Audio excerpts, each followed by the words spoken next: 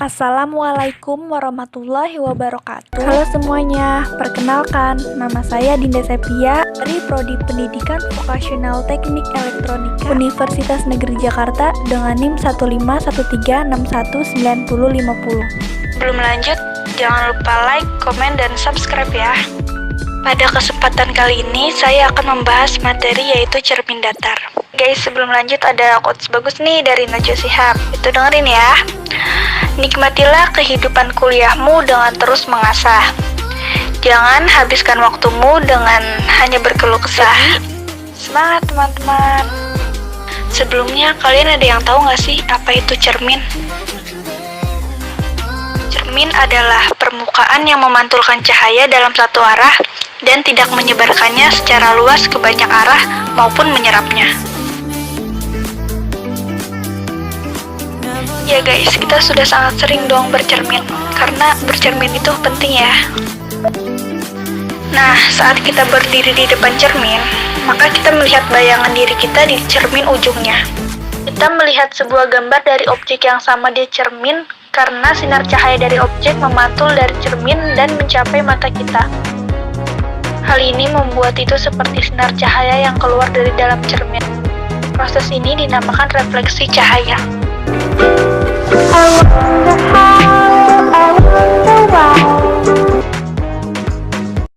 Pada gambar menunjukkan sebuah titik sumber cahaya O yang akan kita sebut sebagai objek. Pada jarak tegak lurus yang kita sebut sebagai P di depan sebuah cermin datar. Cahaya yang mengenai cermin direpresentasikan dengan pancaran cahaya yang menyebar dari O. Pantulan cahaya itu direpresentasikan dengan pancaran memantul yang menyebar dari cermin. Jika kita memperpanjang garis pantulan tersebut ke belakang cermin, maka kita menemukan bahwa perpanjangan garis itu akan berpotongan di satu titik dengan jarak tegak lurus I di belakang cermin.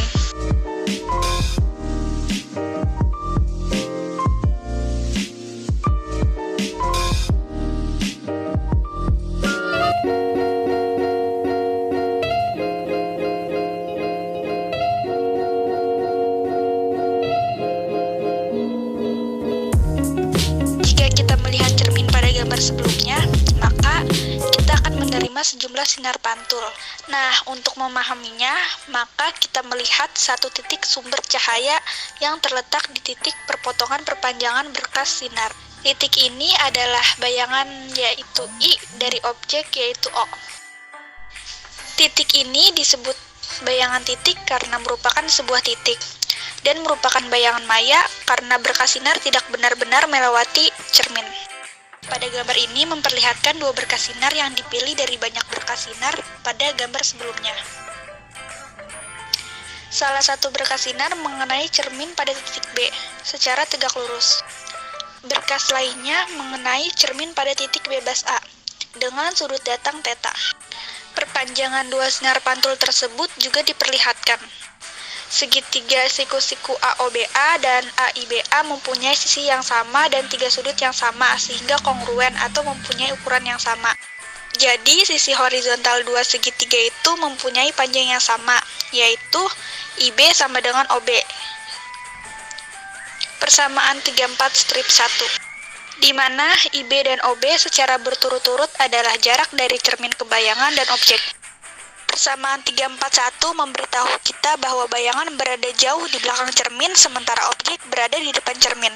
Disepakati yaitu agar persamaan bisa dikerjakan, maka jarak objek P diberi tanda positif dan jarak bayangan I untuk bayangan maya diberi tanda negatif.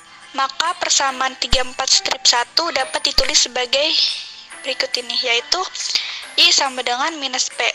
Untuk rumus cermin datar, persamaan 34 strip 2. Hanya berkas sinar yang cukup dekat yang dapat masuk ke mata secara bersama-sama setelah dipantulkan oleh cermin.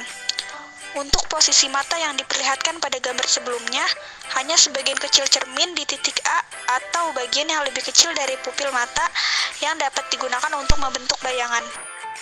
Untuk menemukan bagian ini, tutup satu mata dan lihat bayangan cermin dari satu objek kecil seperti ujung pensil. Maka hanya sebagian kecil cermin di bawah ujung jari yang menghasilkan bayangan. Selanjutnya yaitu objek yang diperluas.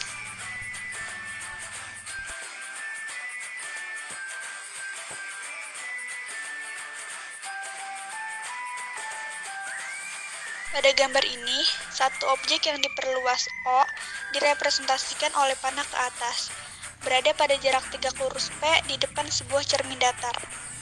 Jika Anda menerima sinar yang dipantulkan oleh cermin, Anda melihat bayangan maya I yang merupakan gabungan bayangan titik maya dari seluruh bagian objek.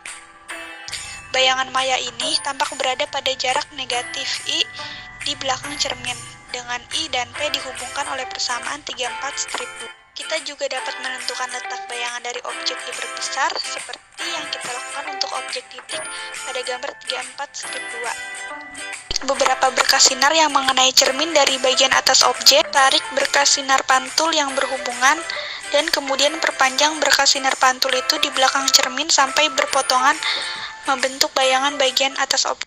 Lalu kita melakukan cara yang sama dengan berkas sinar dari bagian bawah objek. Seperti diperlihatkan dalam gambar 34 strip 5, kita mendapatkan bahwa bayangan maya I mempunyai orientasi dan tinggi yang sama dengan objek O, atau diukur sejajar dengan cermin.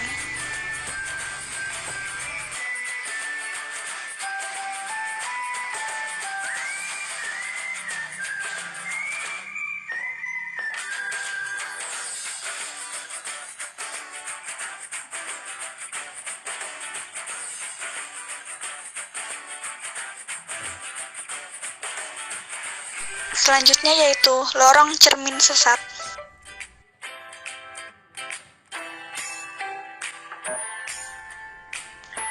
Pada gambar 34 strip 6A adalah pandangan tampak atas sebuah lorong cermin sesat sederhana di mana bagian-bagian lantai yang catnya berbeda membentuk segitiga sama sisi atau sudut 60 derajat dan dinding-dinding tertutup cermin vertikal. Anda menatap lorong sesat sambil berdiri di titik O di tengah pintu masuk lorong sesat.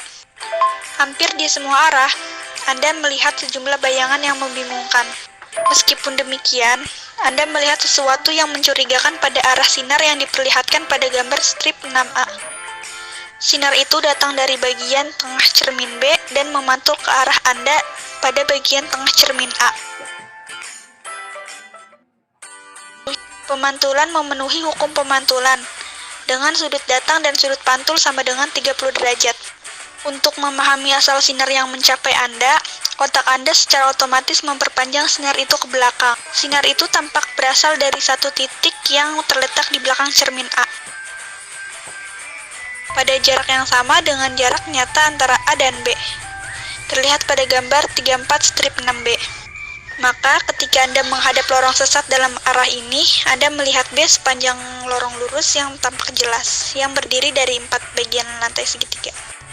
Meskipun demikian, cerita ini tidak lengkap, karena sinar yang mencapai Anda tidak berasal dari cermin B. Sinar itu hanya memantul di situ. Untuk mencari asalnya, kita terus menerapkan hukum pemantulan ketika kita bekerja di belakang, menyusuri pantulan demi pantulan cermin. Dengan mengamati keempat pantulan yang ditunjukkan pada gambar strip 6C, akhirnya kita sampai ke atas berkas sinar, yaitu Anda. Apa yang Anda lihat ketika Anda menatap lorong yang terlihat jelas itu adalah bayangan maya diri Anda sendiri, pada jarak 9 bagian lantai segitiga dari Anda, atau yang terlihat pada gambar 34 strip 6D, dan lorong kedua yang terlihat jelas yang memanjang dari titik O. Itu dia penjelasan tentang cermin datar. Semoga dapat dimengerti dan bermanfaat ya bagi kalian semua. Tapi sebelum berakhir, kita bahas sedikit lagi tentang karakteristik cermin datar. Seperti terlihat pada gambar, yaitu ada papan catur dan cermin datar. Diketahui bahwa bayangan pada benda akan terjadi tegak dan ada bayangan tersebut besar dan tingginya sama dengan besar dan tinggi pada benda sebenarnya. Kemudian jarak bayangan benda sama dengan jarak benda dengan bagian kanan bayangannya merupakan bagian kiri pada objek sebenarnya. Mohon maaf atas segala kekurangan dan kelebihannya. Terima kasih. Wassalamualaikum warahmatullahi wabarakatuh.